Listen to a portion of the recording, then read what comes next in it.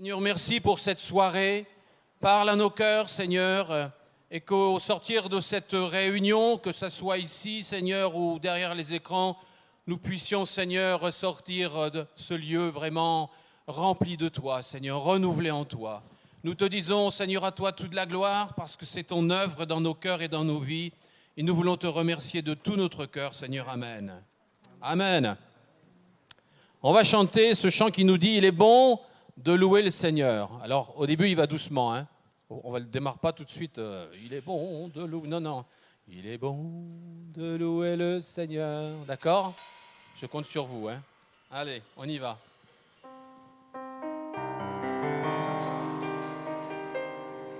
Il est bon de louer le Seigneur et de chanter le nom du Dieu le plus haut, de proclamer sa fidélité durant les jours, pendant les nuits. Lai, lai, lai. La la la la la la la la la la la la la la.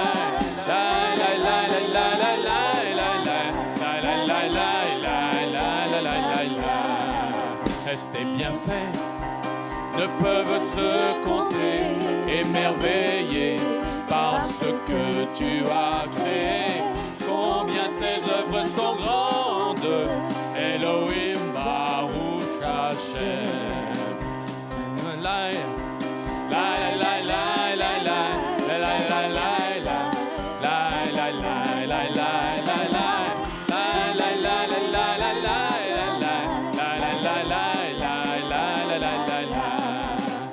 Fais-moi vivre près de toi, Seigneur, fais-moi grandir comme les cèdres du Liban, plantés dans la maison du Seigneur pour vivre éternellement. La la la la la la la la la la la.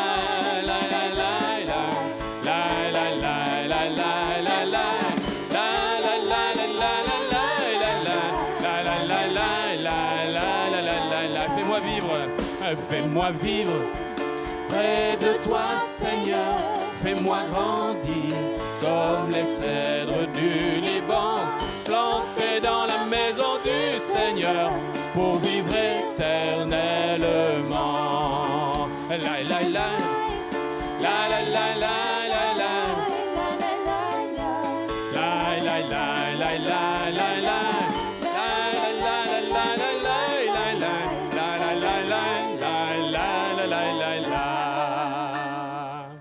Amen. Fais-moi vivre, Seigneur, près de toi. Je ne veux pas changer ma place et je ne veux pas l'échanger contre quoi que ce soit ou qui que ce soit. C'est mon Seigneur, il est mon Sauveur, il m'aime et c'est un Dieu magnifique.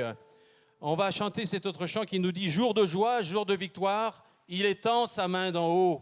On ne voit pas Dieu, c'est vrai, dans cette salle, mais pourtant Dieu y est. La main de Dieu, on ne la voit pas, mais la main de Dieu, elle agit. Et ce soir, nous voulons nous recommander à cette main secourable.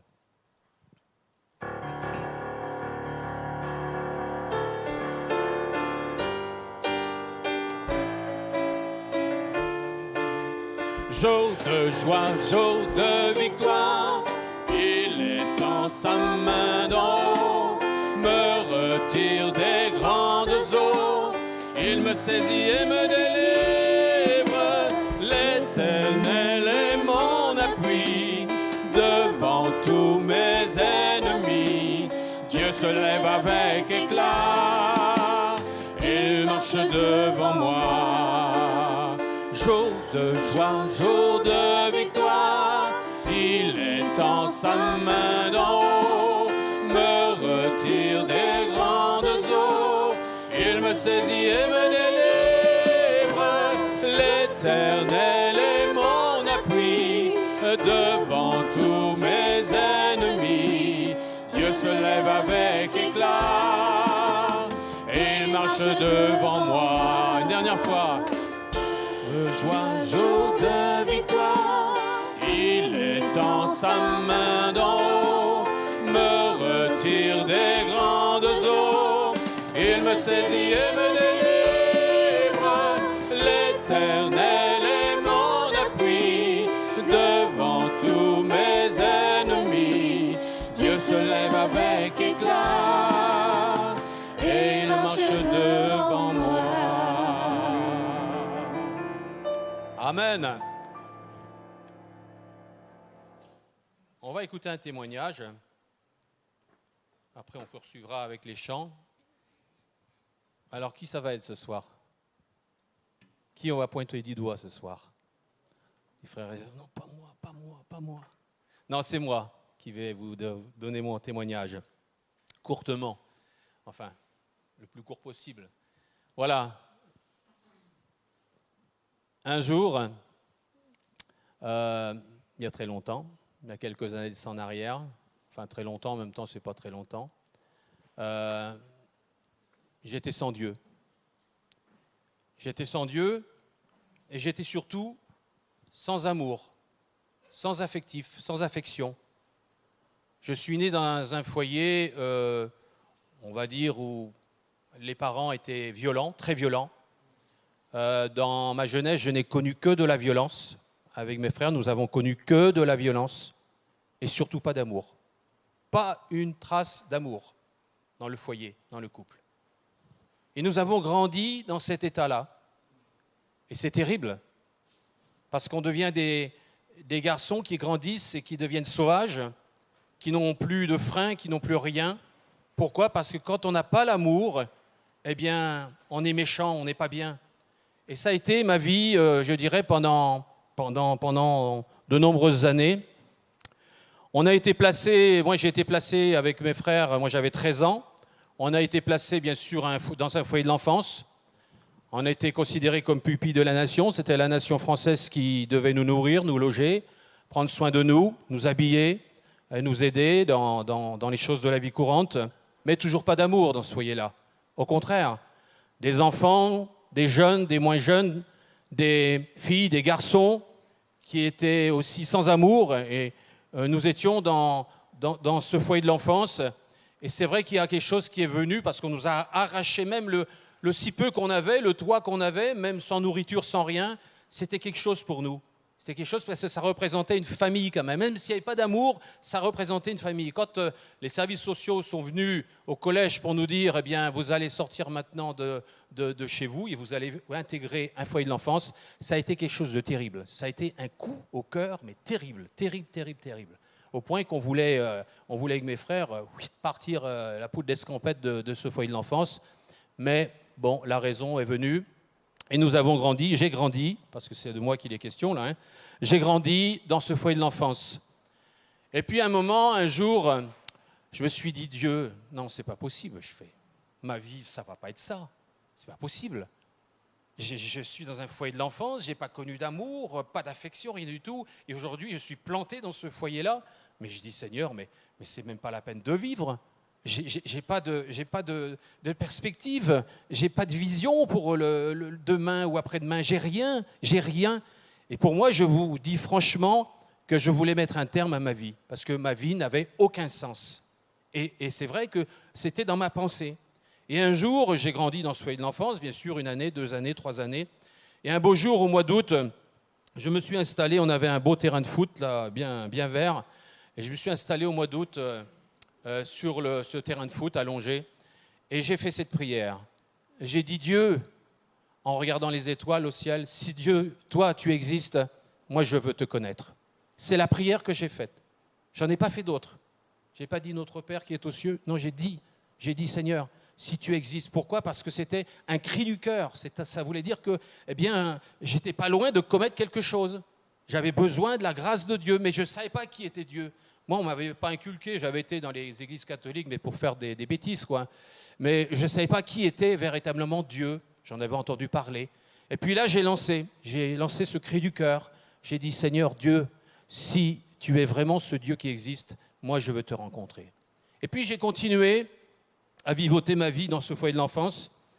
Et puis, eh bien, j'ai commencé à prier Dieu, sans connaître Jésus-Christ. j'ai dit, Dieu, si tu es vrai, donne-moi mon CAP de pâtissier. Bon, j'avais travaillé aussi, hein. Il ne me l'a pas donné comme ça. Hein. Donc, eh bien, j'ai vu la main de Dieu. Et c'était la première fois. Et pour moi, de voir la main de Dieu, c'est comme il m'avait dit, c'est comme s'il me disait, il me parlait, je suis là et je prends soin de toi. Alors, j'ai poussé le bouchon un peu plus loin. J'ai dit, Dieu, si tu existes, je voudrais que tu m'enlèves ce langage châtié. Parce que quand on est né dans cette famille comme on avait la nôtre, ben c'était un langage châtié. Hein. On n'était pas des saints, loin de là. Hein. On était vraiment des gens violents et méchants. Et j'ai vu la main de Dieu une seconde fois. Et je me suis dit, bon, ben, il y a quelque chose quand même. J'ai dit une fois, 2 fois. Et j'ai continué dans ce foyer de prier Dieu. Et puis j'ai vu la main de Dieu, toujours qui était là, et qui me bénissait. Mais je ne connaissais pas Jésus-Christ. Et puis j'ai quitté ce foyer de l'enfance pour me retrouver dans un autre foyer, un foyer de jeunes travailleurs. Et là, eh bien, j'ai commencé à travailler. Et puis j'ai rencontré une personne, qui est mon épouse, qui m'a parlé de Christ, de Jésus-Christ. Ah, pour moi, c'était quelque chose de nouveau. Jésus-Christ. Qui c'est Jésus-Christ? Alors c'est vrai que dans les églises, on nous le montre hein, sur une croix, mais ça ne me disait rien de plus, quoi.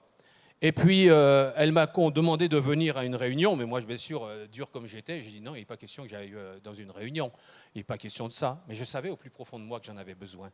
Mais c'est l'orgueil de la vie, ça c'est l'orgueil de l'homme, c'est l'orgueil de la femme. On dit qu'on n'a pas besoin de Dieu, mais on a besoin de Dieu.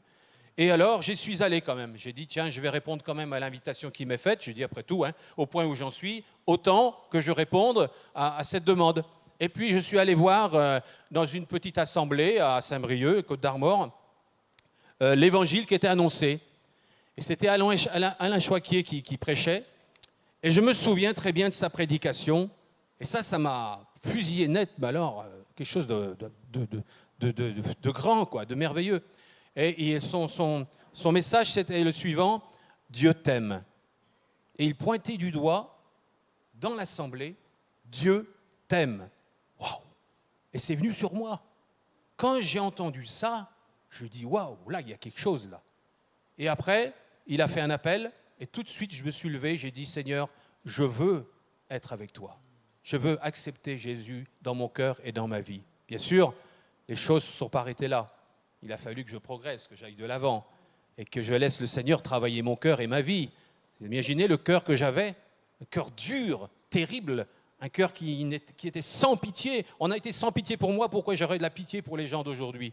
Eh bien, c'est ce que le Seigneur voulait faire dans mon cœur et dans ma vie. Et puis, les choses se sont faites tranquillement, tranquillement, tranquillement, tranquillement. Et puis, je suis parti de la Bretagne, on est parti à Paris, sur Paris. Après, on est venu ici. Et c'est là, au Verdançon, que j'ai décidé de donner mon cœur, ma vie au Seigneur. Et là, j'avais compris le sens du message. Et j'ai compris que de toute manière, on ne peut venir à Dieu qu'en passant par Jésus-Christ. Mais Dieu, qui est le Dieu qu'on appelle notre Père, il entend, il voit. Et ça, c'est quelque chose de magnifique. Et à partir de ce jour, eh bien, je veux remercier le Seigneur pour ce qu'il a fait. Parce que c'est vrai qu'il y a une parole de Dieu qui est citée dans le psaume 34, verset 7, que je vais vous lire de suite, et il est sorti sur mon cœur. Il est dit ceci, « Quand un malheureux crie, l'Éternel entend. » Vous entendez? Quand un malheureux crie, l'Éternel entend. Il a entendu mon cri de détresse, mon cri de désespoir, cette vie qui n'en valait plus la peine.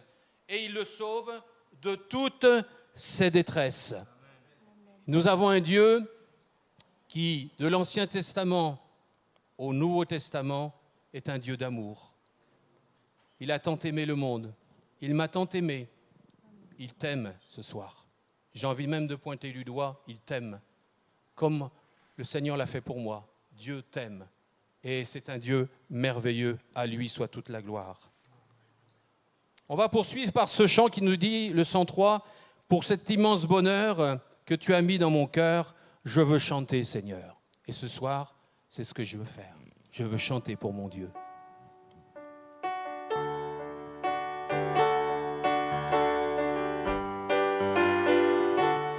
Pour cet immense bonheur, Alléluia, que tu as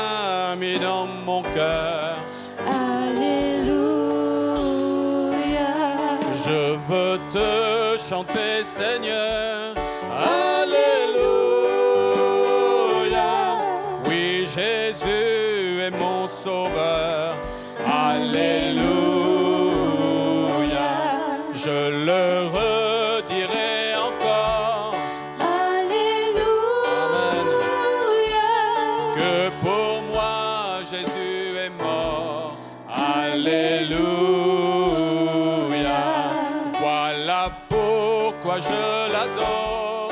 Alléluia. Lui seul est tout mon trésor. Alléluia. Que chaque jour à chaque heure. Alléluia. En moi tu es ta demeure. Alléluia. Que ma vie soit une fleur. Alléluia. Un parfum pour toi, Seigneur. Alléluia.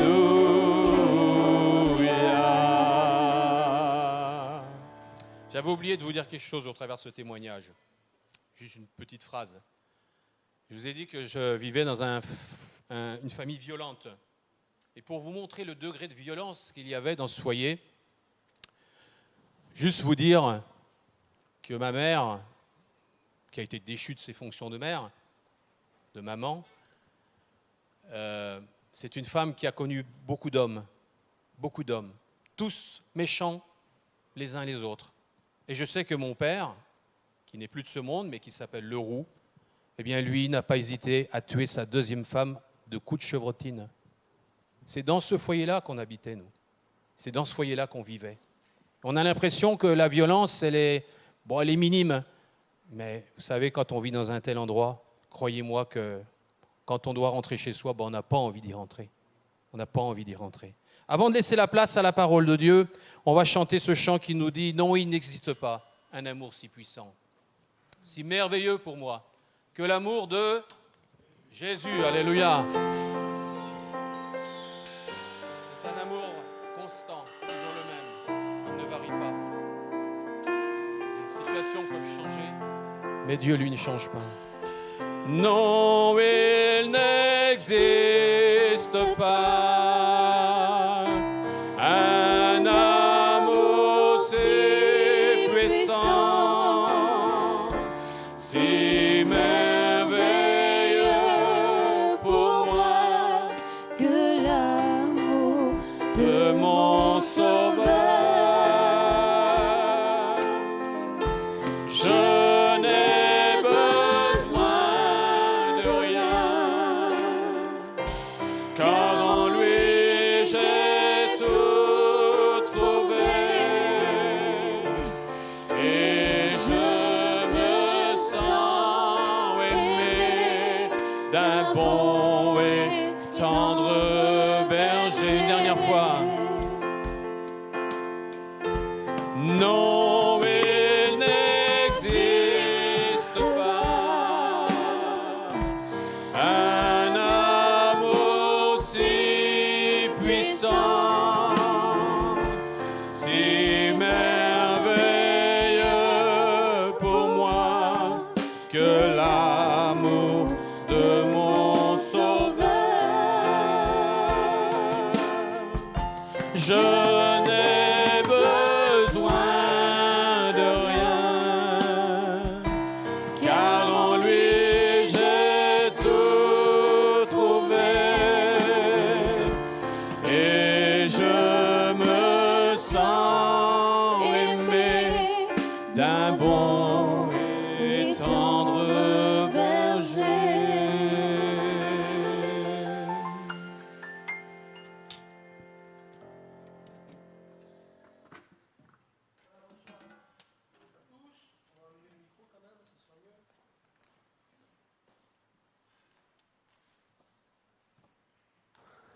Voilà, je disais bonsoir à tous. Avec le micro, c'est bien mieux. Hein. Très heureux de vous recevoir et d'avoir cette responsabilité ce soir de m'adresser à chacun d'entre vous. Alors c'est vrai que je vais vous parler d'un texte ce soir qui semble assez particulier, Néanmoins, vous allez voir que parfois la vie est particulière aussi pour nous tous. C'est spécial des fois. On se demande si on est les seuls sur la terre à vivre de telles choses. Maintenant, vous allez voir que bien d'autres avant nous ont vécu des choses un peu particulières. Bien des gens sur la terre vivent des choses particulières, parfois douloureuses, pénibles, parfois très difficiles. Mais au travers de ces moments-là, Dieu est à l'œuvre quand même. Et Dieu œuvre dans nos cœurs et dans nos vies. Comme je le crois ce soir, il veut œuvrer dans la vie de quelqu'un au milieu de nous, ou quelqu'un qui, derrière son écran, écoutera ou écoute cette réunion. Alors pour cela, je vais vous proposer de lire un texte dans les Actes des Apôtres, chapitre 7. Je me suis trompé pour la technique, c'est à partir du verset 54. Ça va? Ils ne vont pas m'en vouloir pour un verset, Acte 7, 54. On va s'arrêter sur la lapidation d'Étienne. Vous allez me dire, c'est un drôle de texte pour l'évangélisation. C'est bizarre de prendre ce texte-là, mais je préfère vous apporter un texte pour lequel Dieu m'a interpellé, plutôt que vous apporter un texte très basique. Donc vous allez voir que sur ce texte-là, il y a bien des choses qui certainement vont interpeller quelqu'un en particulier, au milieu de nous, quelqu'un qui a besoin d'entendre ces choses. Dans Acte 7, verset 54, nous lisons donc, « En entendant ces paroles, et on va y revenir, ils étaient furieux. » Qui? Le Sanhédrin.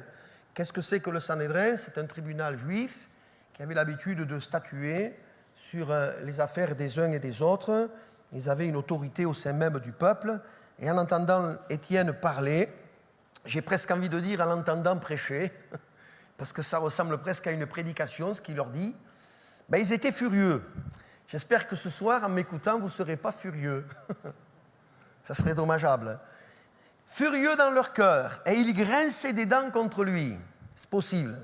Mais Étienne, rempli du Saint-Esprit, et fixant les regards vers le ciel, vit la gloire de Dieu et Jésus debout à la droite de Dieu. Et il dit, « Voici, je vois les cieux ouverts et le Fils de l'homme debout à la droite de Dieu. » Nous revoilà à nouveau avec le Sanhédrin. Ils poussèrent alors de grands cris en se bouchant les oreilles. Ça en dit long sur l'intention qu'ils avaient d'entendre la parole de Dieu. Ils se bouchent les oreilles. Vous savez qu'un jour dans une église, quand je prêchais, quelqu'un se mettait comme ça. J'ai dit se boucher les oreilles. Ça en dit long en tout cas sur les intentions de ne pas vouloir entendre la parole de Dieu. Se boucher les oreilles. Et ils se précipitèrent tous ensemble sur lui, le traînèrent hors de la ville et le lapidèrent. Les témoins déposèrent leurs vêtements aux pieds d'un jeune homme nommé Saul. Et ils lapidaient Étienne qui priait et disait « Seigneur Jésus, reçois mon esprit. » Puis s'étant mis à genoux, il a encore la force d'arriver jusque-là. Il s'écria d'une voix forte, « Seigneur, ne leur impute pas ce péché. » Et après ces paroles, il s'endormit. Amen. Voyez-vous, si c'est un texte un peu particulier, je trouve quand même que c'est un texte magnifique. Alors, dès le départ, je vais dire les choses de la manière suivante. Étienne était un homme, comme dit l'Écriture, plein de grâce et de puissance. Dans grâce, dans le grec, il y a le terme charisma, charisme. C'était un homme qui, rempli du Saint-Esprit, parlait, annonçait la parole de Dieu à ses contemporains, à ses concitoyens, les Juifs. Et la Bible dit que même, rempli du Saint-Esprit comme il l'était, en face de lui, ceux qui essayaient de rétorquer ou de trouver des réponses à ce qu'il avançait ne pouvaient pas lui résister. Rempli du Saint-Esprit qu'il l'était et donnant des réponses pleines de sagesse. Mais en même temps, la Bible nous dit que par le fait qu'il annonçait la parole de Dieu était aussi confirmée par des miracles, par des prodiges, par des guérisons, par une action puissante de Dieu, au point que ceux qui étaient là ne pouvaient pas dire ou ne pouvaient plus dire « nous n'avons rien vu et nous n'avons rien entendu ». Ils voyaient et ils entendaient la démonstration du fait que Jésus était vivant, que Jésus était tout-puissant. Alors, ces Juifs qui étaient là de différentes contrées vont pas accepter l'idée de se retrouver comme la bouche fermée, impuissants devant la démonstration de la puissance de Dieu, et ils vont faire soulever quelques faux frères pour l'accuser. Et en l'accusant, ils vont le conduire devant le Sanhédrin, devant le tribunal juif dont je vous parlais tout à l'heure. Et à ce moment-là, le souverain sacrificateur l'invite à s'exprimer. Et il va commencer à leur faire, ma foi, une belle prédication historique, biblique, les amenant jusqu'à un point d'orgue où il leur dit « ce Jésus que vous avez livré comme des meurtriers, ce Jésus qui est mort, ce Jésus-là, nous l'annonçons, il est vivant, il est tout-puissant. » Et quand ils entendent qu'il les rend responsables quelque part de la mort de Jésus, ils sont furieux. Ils sont furieux. Ils ne veulent pas accepter tout cela. Ce qu'Étienne leur dit, et c'est mon premier point, est pourtant la vérité, et ils sont placés devant cette réalité-là, et ils sont responsables de ce qu'ils ont dit, de ce qu'ils ont fait. Quand Jésus était arrêté et que Pilate le place devant la foule, que ferai-je de Jésus, le roi des Juifs? Ils vont quand même s'écrier avec la foule, crucifie-le, crucifie-le. Ils savent ce qu'ils ont dit. Ils savent quel choix ils ont fait à un moment donné. Ils savent de quelle manière ils se sont comportés, désirant fermement que Jésus meure, voulant s'en débarrasser, parce que la foule, le monde allait à lui, et eux perdaient de leur popularité. Alors au travers de cela, ils les mettent devant leurs responsabilités. Alors je vous entends déjà, dès ici, en train de me dire, mais on n'est pas les Juifs de l'époque, nous. On n'a pas ni livré Jésus, on n'a pas demandé sa crucifixion, on n'a pas demandé sa mort, on ne se sent pas responsable d'une aucune manière de ce qui s'est passé, et on ne se sent pas solidaire de ces Juifs-là qui, à un moment donné, ont été furieux d'être responsabilisés d'une telle manière. Pour autant, la Bible dit qu'en étant des pécheurs, nous sommes comparables à des meurtriers, à des criminels, les uns et les autres. Que cela nous plaise ou que cela ne nous plaise pas, parce qu'on est des pécheurs, Christ s'est livré à la croix du Calvaire. Et ce n'est pas les Juifs qui ont conduit le Christ à mourir à la croix du Calvaire, mais ce sont nos péchés. Et en résistant les uns et les autres, comme eux-mêmes ont résisté de génération en génération. Qu'est-ce que je veux dire par là? Quand même, Jésus dira, ô Jérusalem, toi qui tues, qui lapides, qui tues tous les prophètes qui t'ont été envoyés, combien de fois ai-je voulu vous rassembler sous mes ailes, et vous ne l'avez pas voulu. Jésus rappelle quelque part à ces Juifs qui étaient là, en considérant cette ville que de génération en génération, dans sa grande bonté, Dieu leur a envoyé des prophètes. Ils ont tué les uns, lapidé les autres. Il en a envoyé un plus grand nombre, selon ce que Jésus racontera dans la parabole des vignerons, dans Matthieu chapitre 21. Et ils auront le même sort, les uns et les autres. Mais Jésus racontera et dira que le maître de cet endroit-là, de ce vignoble-là, va leur envoyer son fils en disant, en le voyant, ils auront du respect pour lui. Je m'arrête un instant. Est-ce que vous avez du respect pour Jésus ce soir? Vous nous avez rejoints. Mais quelle est la nature de votre respect? Vous allez me dire, je ne l'insulte pas, je ne l'injurie pas, mais en ne le recevant pas, est-ce que c'est du respect? Quand on considère qu'il est le roi des rois, le seigneur des seigneurs, vous allez me dire, mais on n'a pas d'autre choix. Non, si tu dis respecter Dieu, si tu dis aimer Jésus et le respecter, alors il n'y a pas de problème pour le recevoir dans ta vie. Il n'y a pas de problème pour l'accepter dans ton cœur. Ils auront du respect pour lui. Or, l'Écriture nous montre qu'ils n'en ont pas eu du respect pour lui. Ils n'ont cessé de lui tendre des pièges. Ils n'ont cessé d'essayer de le prendre à ses propres mots. Ils n'ont cessé de soudoyer, de louvoyer les gens pour qu'ils puissent se tourner contre lui. Ils ont même, à l'extrême, poussé les gens à crier « Crucifie-le !» Ils n'ont eu aucun respect.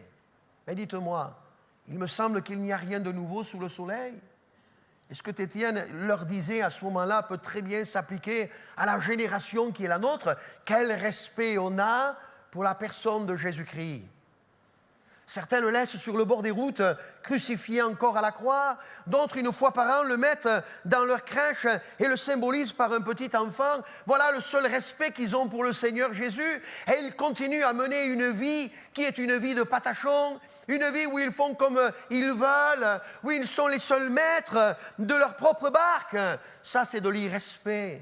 Jésus frappe à la porte de notre cœur et ce qu'il désire, c'est entrer dans notre vie, c'est passer du moment avec nous, c'est avoir une intimité, une relation avec nous. Mais quand on s'oppose à cela, quand on résiste à cela, alors on est tout aussi responsable que ces Juifs de l'époque qui composaient ce Sanhédrin. Est-ce que tu résistes encore à cet appel de la parole de Dieu, à cet appel de Dieu qui te dit « Viens, tel que tu es ». Pour que je te pardonne, pour que je te sauve, pour que je te rachète. Ils ont résisté. Étienne leur a dit, vous vous opposez toujours au Saint-Esprit. Qu'as-tu ressenti dans ton cœur quand tu es venu à une réunion, que tu as assisté à un moment, tu t'es senti concerné, bouleversé, touché, mis à nu, tu as dit, ce soir Dieu m'a parlé, et qu'est-ce que cela a fait derrière? Qu'est-ce que cela a engendré? Tu t'es senti convaincu que tu avais besoin de Dieu, que tu étais misérable? Est-ce que cela t'a poussé à lui demander pardon? Est-ce que ça t'a poussé à te repentir de tes péchés? Si oui, gloire à Dieu, sinon tu résistes encore. Et parce que tu résistes, tu es tout aussi responsable que ces Juifs d'il y a 2000 ans, qui devant Étienne entendaient « Vous vous opposez toujours au Saint-Esprit ». Jésus ne veut pas une partie de ta vie, il veut toute la place dans ton cœur. Il ne veut pas une partie de ton existence à certains moments et pas à d'autres. Il veut chaque instant de chaque jour partager ta vie, ton quotidien, ton intimité. Es-tu prêt, dans cette période de Noël, à lui laisser la place qui lui revient? Sinon, permets-moi de te le dire, que ça te rende furieux ou pas de l'intérieur, ça m'est égal. Que tu résistes au Saint-Esprit, tu résistes à l'appel pressant qui t'adresse. Et il te serait dur de résister sans en porter certaines conséquences douloureuses et pénibles. Alors oui, ce soir, laisse le Seigneur te convaincre que tu as besoin. En entendant le discours d'Étienne, eux, ils étaient furieux, ils grinçaient des dents. Rendez-vous compte quand même, quand il y a cette expression « grincer des dents », elle est associée souvent dans l'Écriture à ceux qui, refusant le Seigneur, se trouveront pour toujours perdus. De grincement de dents. Mais c'est terrible une telle expression. Cela veut dire quoi? Quoique vivants, ils étaient encore morts. Quoique vivants et croyant croire en Dieu, ils étaient encore perdus. Et le sort pour eux, c'était l'enfer s'ils ne se repentaient pas. Allez me dire, pasteur, vous y allez fort ce soir. Pourtant, c'est là le message de l'Écriture. Mais, vous avez en face de vous un auditoire qui est hostile, qui grince des dents. Et à l'opposé, en face, il y a un seul homme. Un seul. Il n'en faut pas beaucoup, hein, mais il y en a un seul. C'est Étienne.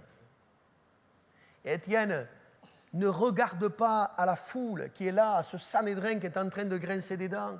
Il ne se laisse pas arrêter à la composante de ce tribunal juif qui est là et qui est mécontent, mais son regard se porte vers le ciel. Quel beau réflexe, quelle belle image. Moi, je ne veux pas regarder à chacun d'entre vous ce soir. D'ailleurs, derrière vos masques, je ne vois pas l'expression qui est la vôtre, et ça m'arrange grandement. Mais je veux regarder au Seigneur, parce que le salut, il vient d'en haut.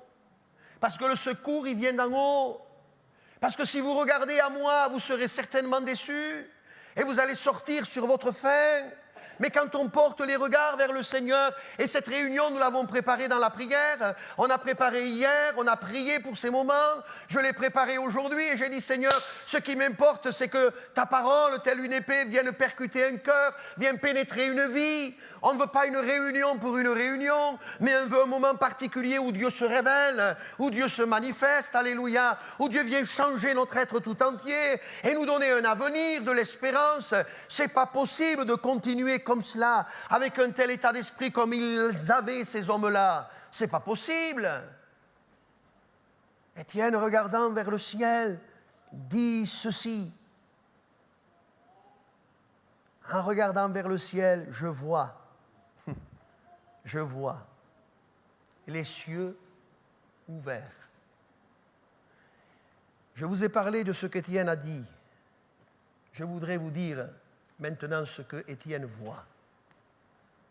C'est un point très important, ce que Étienne voit. Il leur dit, je vois les cieux ouverts, le ciel ouvert. Mais avant de leur dire, je vois le ciel ouvert, en regardant fixement vers le ciel, il voit la gloire de Dieu et il voit Jésus. Jésus debout.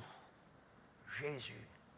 On sait, nous les croyants et les lecteurs de la Bible, que Christ est mort, bien plus il est ressuscité, il est assis à la droite de Dieu dans le ciel et il intercède pour nous.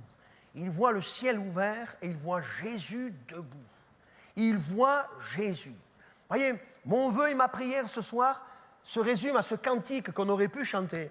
Nous voulons voir Jésus. Alléluia. Un seul instant, se lever parmi nous. Alléluia. Dans la vie d'un homme, dans la vie d'une femme, se révéler avec puissance. Dites-moi, je vais vous conduire quelque temps en arrière. Vous savez que la lapidation d'Étienne, on dit selon les historiens qu'elle aurait lieu entre, selon une source ou une autre, entre 3 et 7 ans après la crucifixion. Voilà la fourchette. C'est très près de la crucifixion. Le Sanhédrin était composé certainement, pratiquement, des mêmes personnes. Et quand Jésus est arrêté et qu'il est conduit lui-même devant le Sanhédrin, et que là on fait en sorte que de faux témoignages soient portés contre Jésus. D'ailleurs, vous relirez dans Marc 14 qu'à ce moment-là, même sur les faux témoignages que l'on vient apporter contre le Seigneur Jésus, ils ne s'accordent pas entre eux. Ils n'arrivent pas à dire la même chose. Et puis, il y en a un qui dit qu'il a dit détruisez ce temple et en 3 jours, j'en ferai un qui ne sera pas fait de main d'homme. Et même là encore, ils n'arrivaient pas à s'accorder sur les propos que Jésus avait tenus. Vous voyez, ils sont comme ça les hommes aujourd'hui. On appelle ça le téléphone. Ça ne se dit pas, mais il y a des fois, c'est comme ça. Et dans la situation, l'Écriture nous dit que le souverain sacrificateur va lui dire « Mais alors, qu'est-ce que tu as à dire ?» Et il ne répondit rien. Et alors là, il va lui poser la question magistrale. Dis-moi, es-tu le Christ, le Fils du Dieu béni? Es-tu le Christ? Et Jésus va lui dire, tu l'as dit, je le suis. Je le suis. Et j'aime quand à ce moment-là, il dit, et vous verrez désormais le Fils de l'homme assis à la droite de la puissance de Dieu. Le Sanhédrin a entendu la parole sortant de la bouche de Jésus. 3 à 7 ans après, de la bouche d'Étienne, ils entendent que Jésus est debout, dans la gloire, à la droite du Père. Et quand ils entendent cela, plutôt que de s'incliner contre terre, de s'humilier devant une telle révélation, furieux qu'ils sont, ils poussent de grands cris et ils se bouchent les oreilles. Et pourtant, le ciel est ouvert et Jésus est debout, prêt à attendre le premier martyr qui allait arriver, celui qui allait vivre et mourir pour la cause du nom de Jésus-Christ. Vous voyez, l'image est trop belle pour ne pas la souligner. Certains nous disent parfois dans la société, mais Dieu ne s'intéresse pas à nous. Si Dieu existait, mais pourquoi il permettrait cela? Voyez-vous, même là, certains pourraient nous dire, mais si Dieu aimait vraiment Étienne, lui qui accomplissait tant de miracles, lui qui était rempli du Saint-Esprit, pourquoi Dieu a permis cela? Que ce soit dans la vie ou que ce soit dans la mort, le témoignage est rendu de la gloire de Jésus. Bien des hommes et des femmes sur la surface de la terre payent de leur vie, payent le prix fort, celui de leur propre vie, pour garder pur, intact le témoignage de Jésus-Christ, à savoir, il sauve parfaitement, il guérit complètement, il délivre, il secourt les hommes, il leur assure l'éternité, il leur donne un avenir, il leur donne l'espérance de la gloire. C'est bien plus que des considérations d'hommes, c'est bien plus que d'avoir aux yeux des hommes une posture, une manière d'être, d'avoir pour l'apparence une certaine spiritualité. Quelque part là, oui, ce qu'Étienne voit doit nous donner à chacun de réaliser que oui, nos yeux ont besoin de s'ouvrir, parce que ces hommes qui étaient là, quoique voyants, n'étaient incapables de voir la gloire de Dieu qui s'ouvrait devant Étienne. Mais par la foi, Étienne le voyait. Je voudrais ce soir vous encourager à ne pas regarder à l'apparence d'une chose pour juger le christianisme, pour juger les églises évangéliques, mais posez-vous la question si Christ est vraiment une réalité. Alors, peut-être qu'en résistant, je suis en train certainement de passer à côté de quelque chose d'essentiel. Étienne ne se dérobe jamais.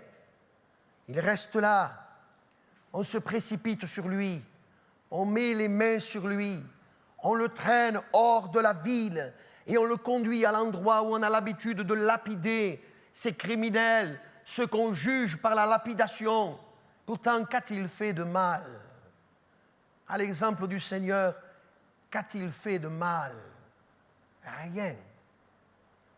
Ceux qu'on a menés là, on les a menés parce que sur le témoignage de certains, ils étaient reconnus coupables, criminels, malfaiteurs.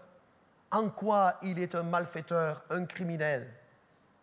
Ce sont non seulement ces criminels qu'on a menés là, mais on les a menés sur la base de témoins. Où sont ces témoins? Ceux qui avaient porté de fausses accusations contre lui, où sont-ils? C'est devant le Sanhédrin qui se trouve.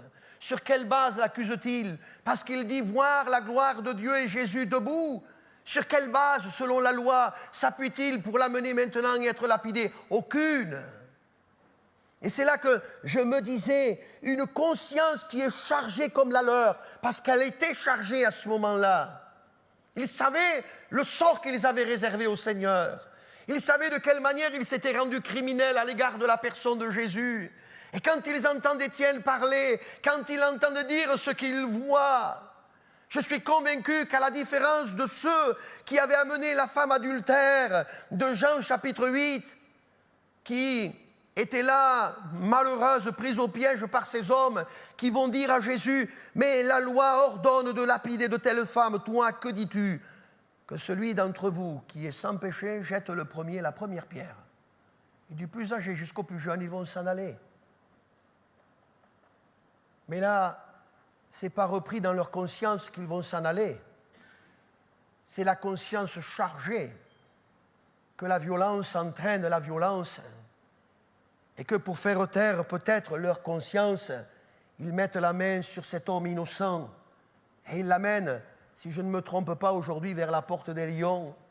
Et ils le sortent dehors et ils lui jettent la pierre. D'abord, ils se débarrassent de leurs vêtements pour ne pas être gênés quand ils vont jeter la pierre.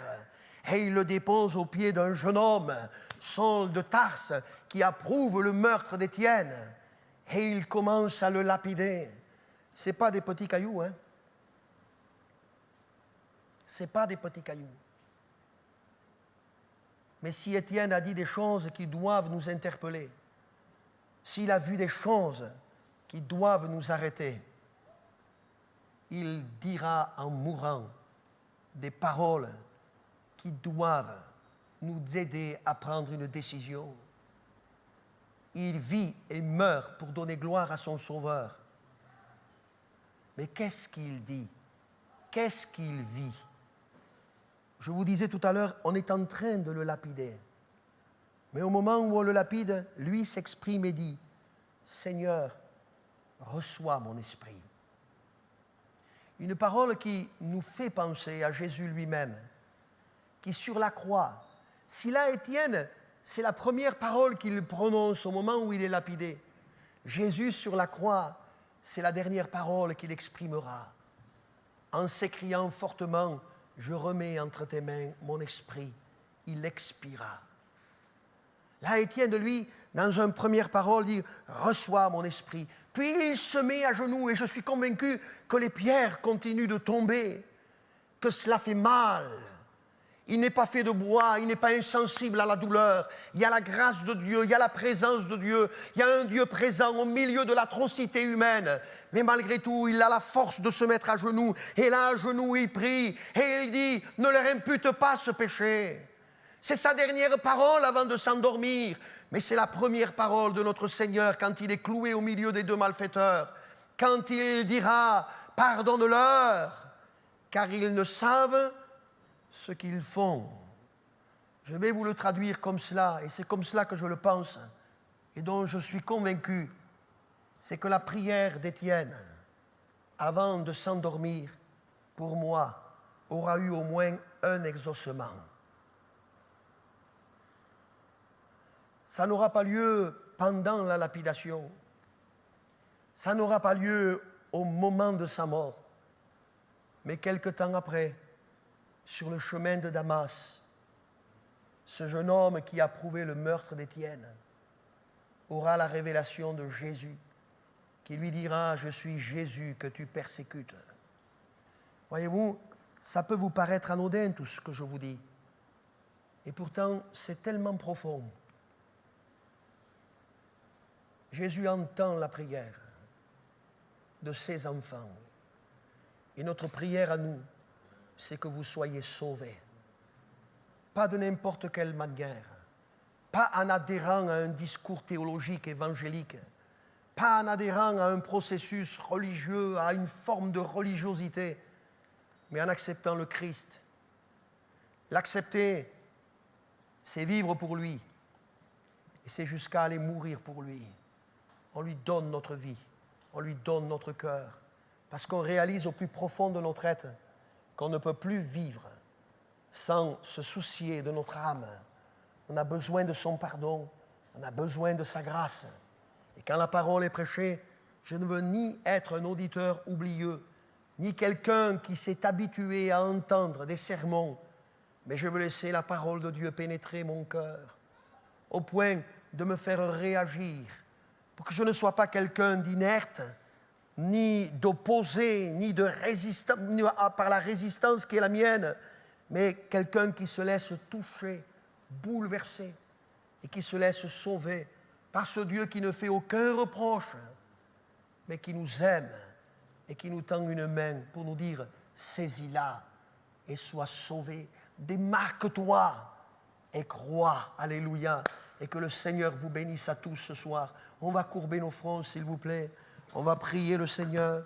Je ne sais pour qui ou pourquoi ce texte était important de le partager ce soir, mais je sais que Dieu ne parle jamais à ceux qui sont absents, que Dieu parle toujours à ceux qui sont présents. Je ne connais pas la réalité de ta vie, je ne connais pas la situation dans laquelle tu es, mais ce qu'il y a de certain, c'est qu'au moins, tu es en résistance jusqu'à aujourd'hui. Mais la résistance à Dieu est aussi coupable que la divination. Alors je t'en supplie, ne résiste plus ce soir. L'indifférence est une forme de résistance. Ne résiste plus. Être furieux comme il l'était, c'était la forme la plus violente. Mais il y a des formes beaucoup plus diluées, qui passent inaperçues presque, mais dont lui connaît. Ne résiste plus. Tourne-toi vers le Seigneur. Mets ta foi en lui. Sois sauvé ce soir. N'attends pas d'être au précipice de la mort. N'attends pas d'être aux portes de la mort. Mais tourne-toi vers lui, tandis que tu peux dire aujourd'hui, tandis qu'il t'est possible de le faire, accepte-le. Tourne-toi vers lui. Alléluia. S'il y a une personne qui voudrait le faire, ne serait-ce qu'une personne, on a les têtes baissées, on a les yeux fermés. Je vous demande simplement de lever votre main là où vous êtes, de la rebaisser. Oui, tu peux la baisser ta main. Oui, devant, tu peux la baisser. Oui, au milieu. Au fond, vous pouvez la baisser, je vous ai vu, oui. Tu peux la baisser, gloire à Dieu. Tu peux la baisser sur le côté, gloire à Dieu. Y a-t-il quelqu'un d'autre qui voudrait qu'on prie pour lui, qui voudrait donner sa vie au Seigneur? C'est le temps du salut. Et tandis qu'il passe, dis au Seigneur, ouvre mes yeux. Je veux te voir te lever dans ma vie ce soir. Je veux te voir agir dans mon cœur. Alléluia. On a les têtes baissées. Je vais demander au pasteur Thierry Sujol de prier pour ceux qui ont levé leurs mains. Jean-Marie et les musiciens vont se mettre en place et après, nous allons prier pour ceux qui sont malades. Alléluia. Gloire à Dieu. Gloire à Dieu. Oh Jésus.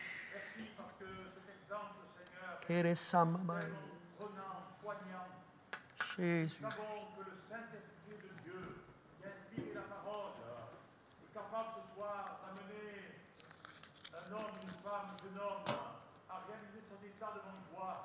Alléluia.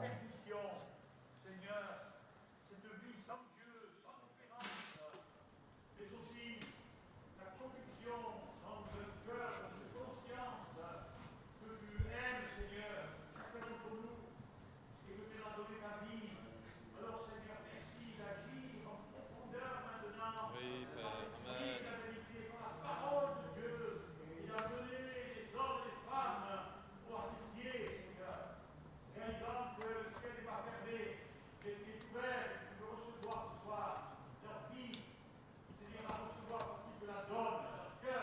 Oui, Seigneur.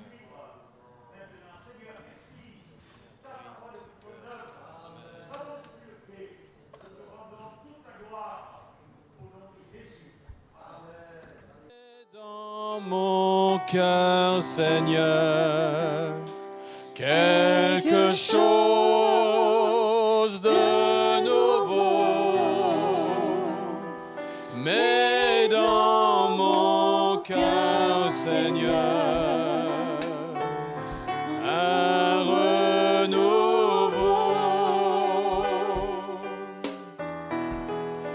Je t'ouvre grand mon cœur. Je ne veux rien cacher. C'est dans ma volonté. À la tienne à jamais. Mais dans mon cœur, Seigneur, quelque chose de nouveau. Mais dans mon cœur, Seigneur, un renouveau. Je dépose à tes pieds chacun de mes projets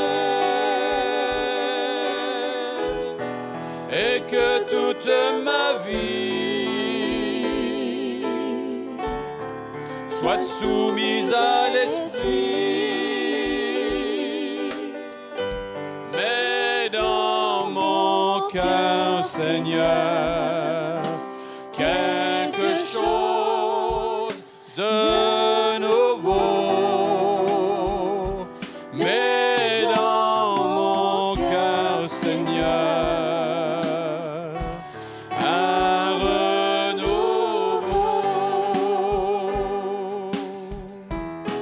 Je veux dès maintenant avoir un cœur d'enfant et marcher à chaque heure comme tu veux, Seigneur. Mais dans mon cœur, Seigneur, quelque chose de nouveau. Mais dans mon cœur, Seigneur, un renouveau.